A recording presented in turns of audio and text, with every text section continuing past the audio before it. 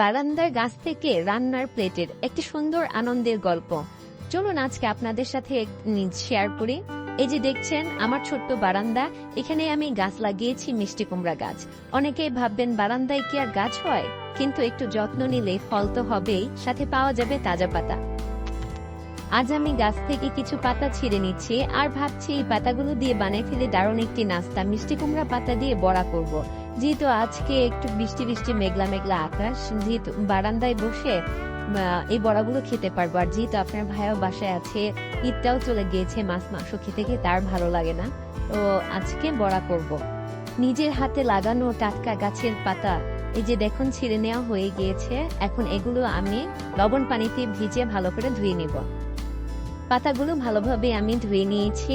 এখন আমি আগে থেকেই মসুরির ডাল ভিজিয়ে রেখেছিলাম, ডালটা ভালোভাবে ব্লেন্ড করেছি। এখানে দিয়েছি পেঁয়াজ, মরিচ, ধনিয়া কুচি, পাতা, লবণ, হলুদ আর চালের গুঁড়ো মিশিয়ে একটা ব্যাটার তৈরি করেছি। এখন এই পাতার গায়ে ভালোভাবে মেখে নেব। দেখুন এই যে আমি গাছের পাতাগুলোতে ভালোভাবে মিক্সড করে নিচ্ছি। এখন এগুলো ভাজ দিয়ে গরম তেলে ভেজে নেব।